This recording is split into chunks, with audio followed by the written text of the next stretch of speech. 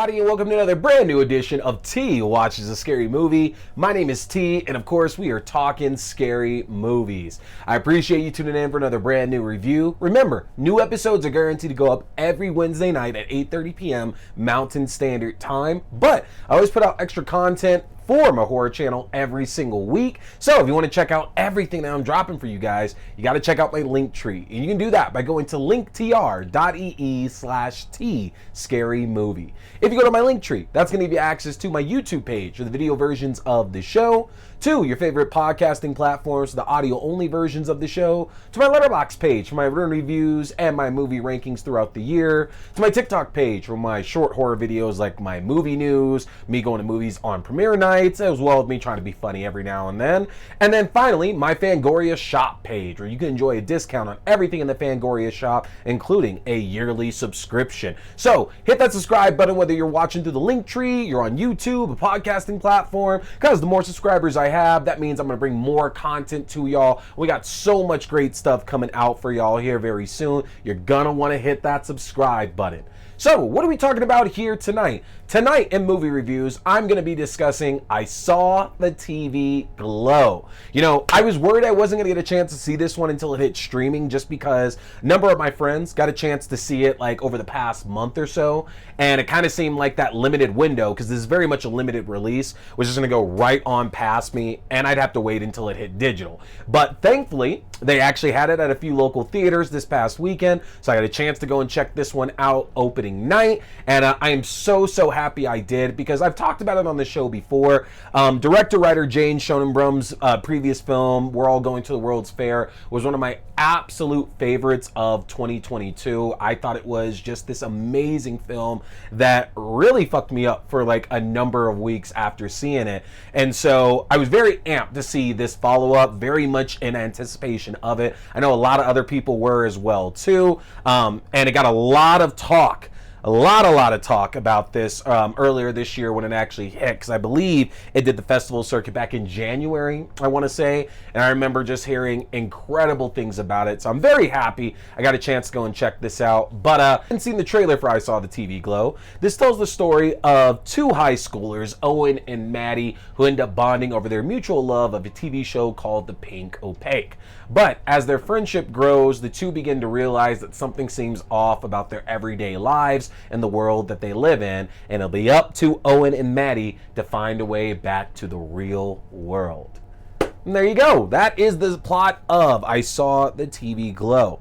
Now, what I'm going to say right off the jump about this film is that this movie is very nostalgia heavy, and it's very much 90s nostalgia heavy.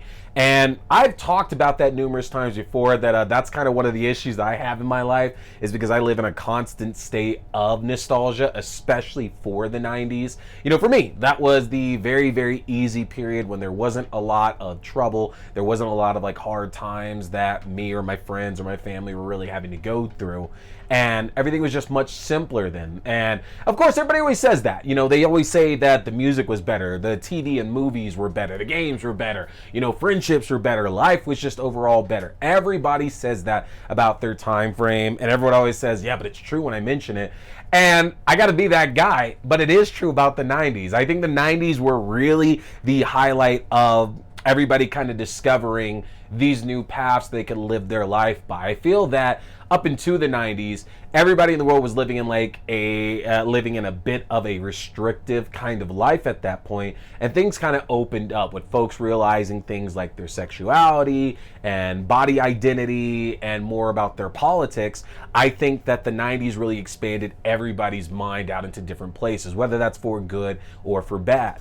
And I Saw the TV Glow kind of like preys on that nostalgia a little bit, because I think a lot of us in this age group, because I'm 36 and I grew up in the 90s, I think a lot of us look back and romanticize that time and think about how, you know, everything that we went through, no matter like what was seemingly hard, in reality really wasn't.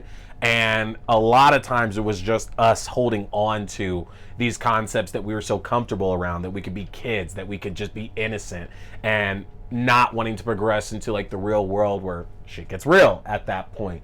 And that's very much a lot about what we're seeing here in I Saw the TV Glow. Owen, who's played by Justice Smith, you can see that he's very much detached from the world. Doesn't make is probably not the right statement to go with here, but you can see that he doesn't connect with the world like a lot of his peers that are around him. He doesn't really have friends. He doesn't really have an interest in, romantic connections or anything like that. He lives a very sheltered life at home with a strict curfew and, somewhat overbearing, possibly abusive parents as well, too. And you see that Owen just kind of lives in this shell, and he's just going through an everyday routine, basically. And it's kind of like he's not apathetic. Apathetic's not the right word for it at all, but you can definitely sense that Owen just doesn't he doesn't connect with like the emotions that are all around him. And yet there's a fascination by Owen for this TV show called The Pink Opaque, which is very much reminiscent of like a combination of like Buffy and Charmed and Are You Afraid of the Dark, about these two friends who have this psychic connection that go and fight monsters every single week. They fight a monster of the week, and there's a big bad. There's a big bad that's kind of like all over, like with his hands over everything, Mr. Melancholy, who lives up in the moon. And, Shonen Brum's like script here will very, very much invoke a lot of memories, a lot of nostalgia, I think, for a lot of us watching through this. And especially when it comes to The Pink Opaque, just being this show that just changed not only Owen's life with this obsession, but his friend Maddie that he ends up meeting, played by Bridget Lundy Payne, who you might know from Bill and Ted Face the Music.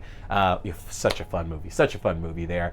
But when Owen meets Maddie, and it's when they're doing election night for the 96 election, which gave us our final term for Bill Clinton, and Owen notices Maddie and kind of notices that she's somewhat different from the people around her. There's some kind of energy coming from her, and he sees the book that she's reading, which is like this episode guide for The Pink Opaque, and they end up connecting, and Owen kind of gets this idea that he might be able to come and hang out with Maddie to get a chance to see his show. And again, something else that I think a lot of us can really identify with is that for a lot of us, there was probably something as a kid that our parents did not allow us to watch at all. We weren't allowed to engage in it, weren't allowed to do anything that had any part of that. But, we sneak out, or we go get permission to hang out with a friend or do a sleepover, and we do it anyway. And so, again, Shonen Brum does so great with this script, preying upon the nostalgia of folks in my age group and being able to connect with it. It's so well done. And honestly, the movie gets heartbreaking, because a lot of the movie is about how Owen kind of fully immerses himself into the world of The Pink Opaque, and that it's his escape from what's happening around him. That, engrossing himself in this show about these two girls who are disconnected, and they're not actually in the same physical space except for once, but they're still the best of friends and doing everything they can to fight all this evil that comes to their town. It's almost like Owen aspires to that. He really sees himself in these girls that are, fighting these demons week in and week out. And, growing up, I was a young black kid that grew up on Buffy the Vampire Slayer and Charmed and Are You Afraid of the Dark? And, there were parts in this film where I very much identified with Justice Smith's character Owen, to where it was very easy to see yourself kind of immersing and just losing yourself in these shows that you're watching. And I didn't have a particularly bad home life as a kid, honestly. I have great parents. I have a sister, and I had, I think, what a lot of people would probably describe as a very normal childhood, to be completely honest, outside of the moving around. But that doesn't change the fact that I had this big imagination, and that it was very easy for me to just fall in love with the fantastical elements of shit that I was watching. And again, shows like Buffy and Are You Afraid of the Dark and Charmed speak to me a lot more, because they're in that horror kind of realm. And so it's easy for me to see myself in Owen as this kid who's become not obsessed, but very, very much, again, just engrossed with this world around him. And that was kind of heartbreaking in a few moments, watching that throughout this film, because the show and this town that they live in is very much an allegory for being afraid to take the next step of your life. You know, both Chris and Maddie live in these not great home situations. Maddie more than Owen. I said Chris. Character's name's Owen, but Maddie's in an abusive situation at her own home, and very much has to get out before, you know, she dies, basically. And so she has a drive to get her out of this life, get her out of this town, to do something else. Whereas Owen hasn't really had that push. Owen hasn't been put in this situation to where he's forced to really make a move, or else his life could be irrevocably changed at some point. And so that's the very big difference here between Maddie and Owen. Maddie is willing to move on and kind of find that life, find that real life for her, to engage with whatever this life is going to be. And Owen has kind of just decided that it's okay for me just to lay back in what I'm doing right now. And, you know, that's the way the world works. Like, this is fantasy, and it'd be great if this was real, but it's not real. The real world is what's around us, and it sucks and it's terrible, but like, we have to live through it. And it's going to be very heart-wrenching, I think, for a number of you who eventually see this film, to kind of see maybe some relations to whether it's Maddie or whether it's Owen, and the way that they're living their life and the choices that they've made to continue in their life. And it kind of gets even more heartbreaking throughout the film, because the film time jumps a lot from Owen and Maddie's entire life. And, you know, after each jump, when it starts increasing the number of years they keep going, it just tugs at you more and more, because, you know, whether it's a case of Maddie disappears or Maddie goes off and does something else, she's out there living, and she's out there trying to feel something. And Owen is just stuck in this mundane living and can't live his real life. And very similar to, you know, we're all going to the World's Fair. I think Schonenbaum very much invokes probably some of her own life experiences as well too, because, you know, there's a secondary plot that the world of the Pink Opaque might actually be like the real world. This might actually be where Owen and Maddie are supposed to exist, as opposed to the world that they're actually in. And that brings some very interesting identity issues into the world for Owen, because if him and Maddie are supposed to represent these two girls, these two teenagers, Isabel and Tara, in the Pink Opaque, and Owen's supposed to represent one of those, that's very different from the way that Owen's presenting in his normal life. And again, there's a lot to be said there when you look into Jane Schonenbaum's own life with that as well too. And then Owen might just be feeling that there's going to be more problems, more issues, if he was to really live his life the way that he sees himself. And then he has to go out and portray himself the way that everybody else sees him, because that at least affords him a normal life. And for him to do this, he would have anything but a normal life. It's really thought-provoking. And again, you know, I think that some people who checked out We're All Going to the World's Fair, and they're looking for more of like a streamlined experience in a horror movie that they're watching, might have watched that and just been entirely confused the entire time.